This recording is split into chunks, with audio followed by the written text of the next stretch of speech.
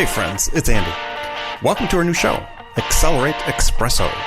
Look, I know you're busy, and it's hard to keep up with all 6 of the great episodes we publish each week. So, with this show, Accelerate Expresso, we're going to deliver highlights from each episode from the previous week. And in the process, give you short, delicious shots of insight from a show you might have missed, and to help amp you up for the coming week. Now, before we jump into it, please remember to visit iTunes or Google Play or wherever you listen to subscribe to this podcast. And while you're there, leave a review, please, for Accelerate. We need your feedback to ensure that we keep delivering the high levels of value you expect. Okay, let's Expresso. First up on this week's Expresso from episode 519 is Andrew Sinclair. Andrew's the founder of Lane 4 Data. Lane 4 is an account-based sales and marketing application which bridges the gap between marketing automation and Salesforce. So we're going to talk about ABM, and even though ABM is an account-based strategy, we're also going to talk about what Andrew sees as the importance of leads in ABM. We fundamentally feel from our core that the account, and when I say account, I mean sort of capital A, Salesforce account record kind of idea. And that's your system of record for your account-based strategy, right? Mm-hmm. So that's where you've gone out to various sales tools. You've discovered where these, your top 100 or your top 5,000 or whatever the number is, and they now reside there, and that's where they're mastered. So when you start getting into scenarios like trying to pull that information into something that layers on top, creating a play that may or may not be even in Salesforce, all this kind of stuff, you end up with these disjointed scenarios where you don't really know what's going on within that organization and that account you're trying to target, which defies a lot of the logic that you're trying to get to with an account-based strategy.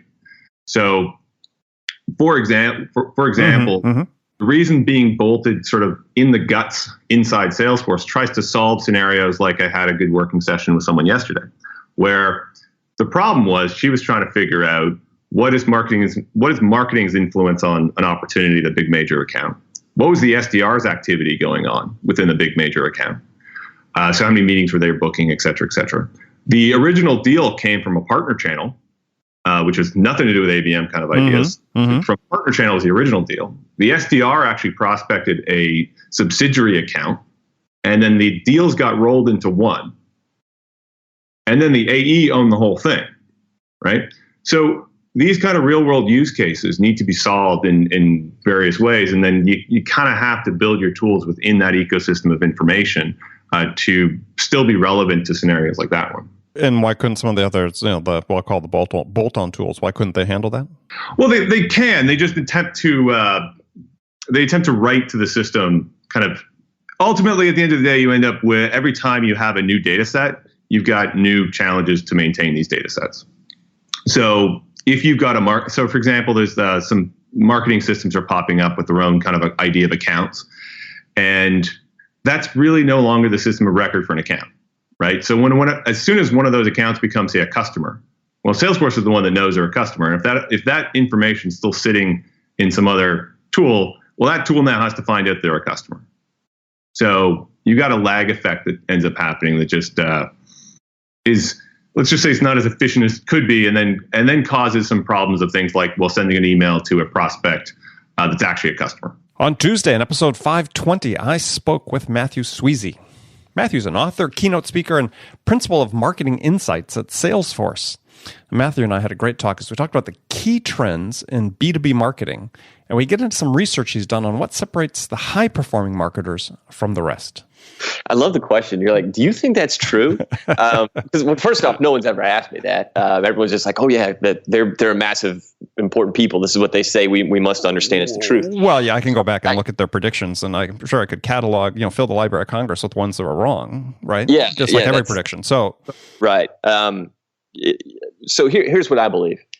I believe what we need to realize is, first off, the consumer first, right? We need to remove ourselves from this conversation and say, how does the consumer want to buy? What is the modern consumer decision-making process? And this is something I spend a lot of time and a lot of research on. Right, and by consumer, in this case, we're talking about B2B customers. Right, B2B customers, right? And the modern consumer buying process is very different now.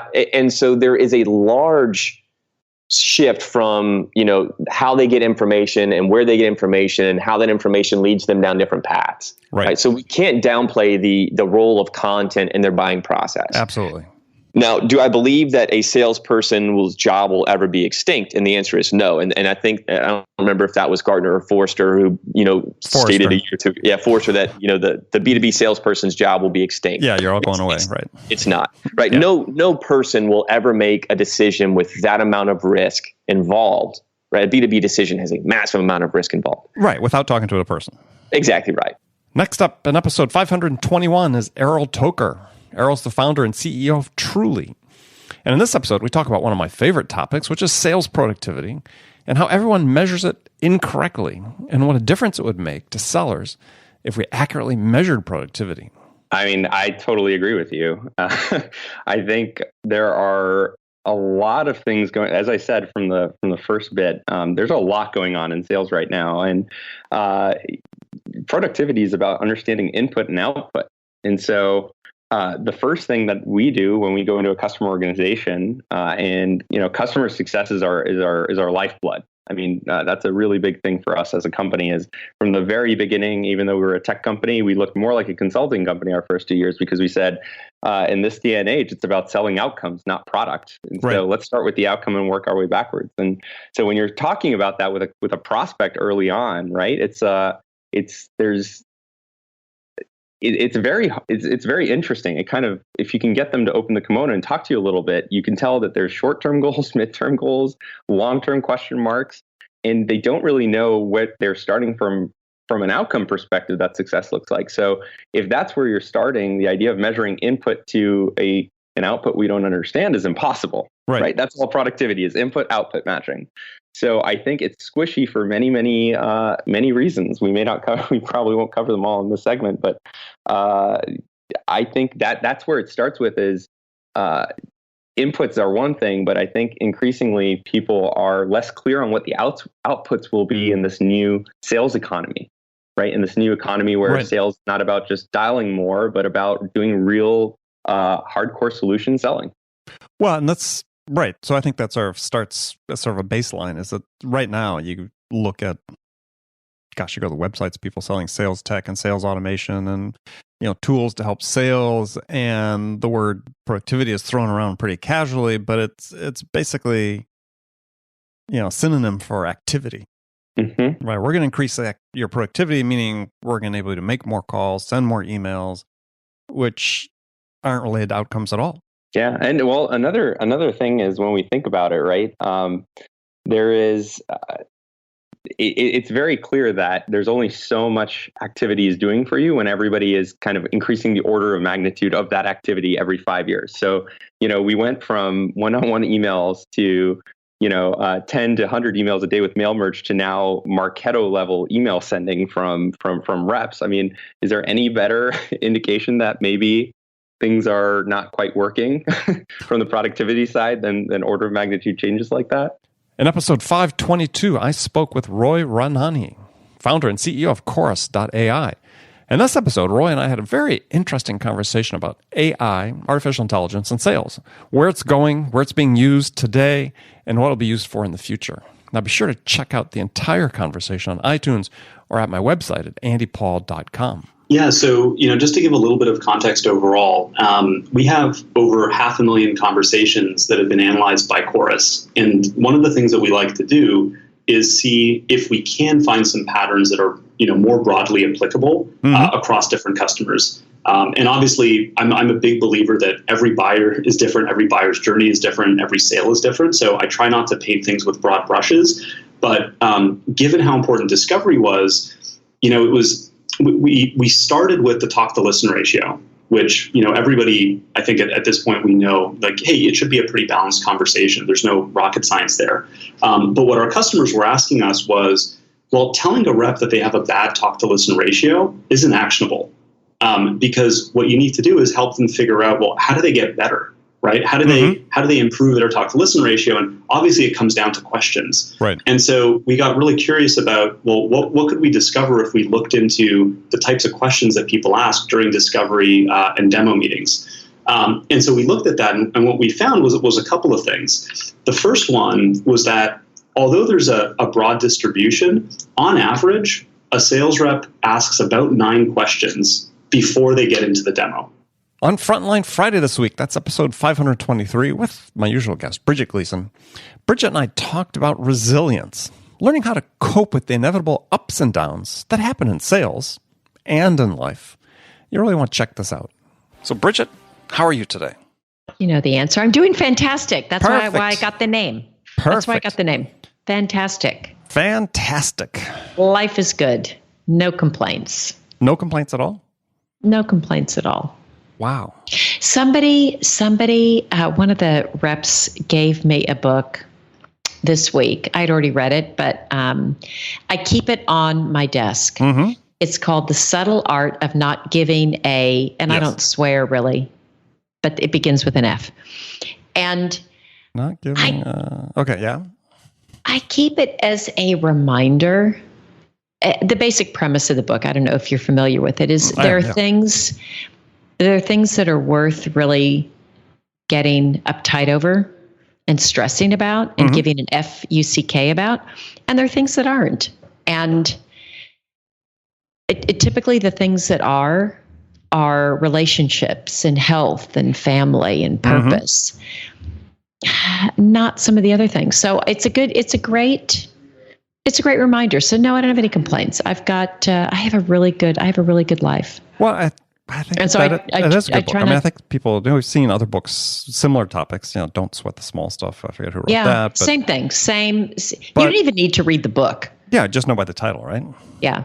But it is a good lesson because, sales is a profession where it's sort of easy to fall in the trap of obsessing, worrying overly much about performance and results because it's right staring you in the face every day. I mean, every 30 or 31 days, the tabulation rolls back to zero and you have to do it all over again. And I can remember certainly at various parts of my career, I remember my first management job as about, I don't know, I was young, but I was maybe 3 months into it. And I was managing a team of 13, 14 people at that point in time. And I remember going to the doctor. I wasn't feeling well. Like my blood pressure was like through the roof. I was 23 years old and it was developing high blood pressure.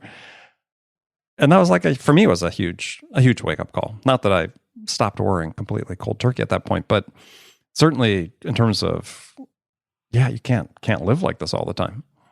Yeah. And I think the process of letting go to some of the outcomes, you do the best you can, and some of you have to let go of. I think that's a process. I don't think you read a book and suddenly change. I don't think you go to a class and suddenly change. I think it's just a process. It's hard. And especially like you said in sales, where the measure, it's as if the measure of your worth and your value is, it's calculated every 30. It's the number. It's every 30 days it gets calculated.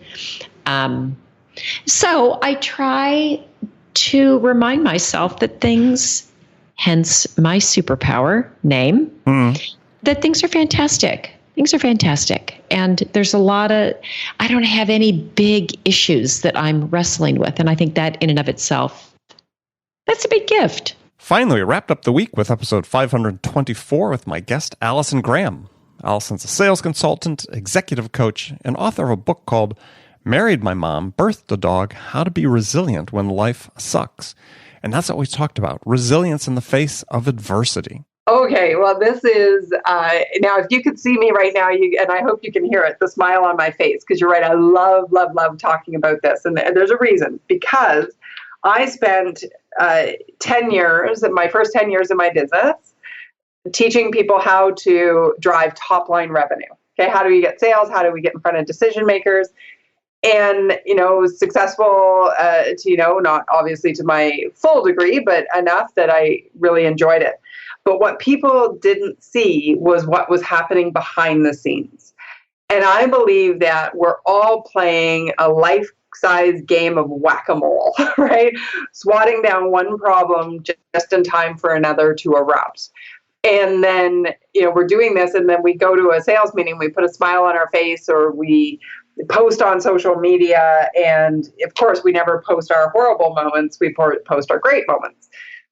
And I reached a certain level in my business, and I always wanted to write this book. There's a joke, and it's the book title that's called Married My Mom, Birthed a Dog, How to Be Resilient When Life Sucks. And it was based on my decade of hell of, in and out of the hospital. And I had a surgery that went wrong and caused pain and was told to go on disability. And I said, no way, I can't do that. And so I called my mom and asked her to come into town, and she used to chauffeur me around. And anyway, it's a fun story, but I think it's so real because A decade of hell is a fun story. Well, the Married My Mom, Birthed the Dog part is, it is. It actually is a very funny book, I'm told, and I like to see the lighter side of things. But I think we're all going through something, whether it's grief or, through this, I had 8 injuries like breaks or tears or with follow-up surgeries. So but yet we don't talk about it. And I don't want to talk about it from a perspective of, oh my gosh, what a victim, right? Like, oh, I can't sell today because, my mom is sick, or I've got a boo-boo, or, I've got something really serious going on in my life. And I don't want to do that because I believe that there are moments when, stuff is going to come at us from the proverbial fan, and it is going to blow on high. And we have a choice. You can either become a victim, or you can become, as I've coined it, the resiliency ninja.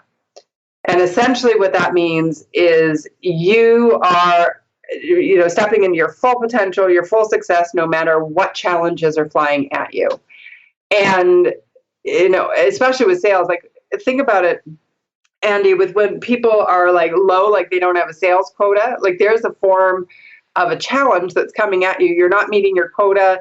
You're not going to pay your bills this month. You're really stressed. Well, if you can't deal with that and process it and bounce back even faster, that is going to influence your ability to sell on the other side. So that's what I wanted to deal with. I wanted to figure out for people, what are the tools to be able to bounce back and then still succeed no matter what.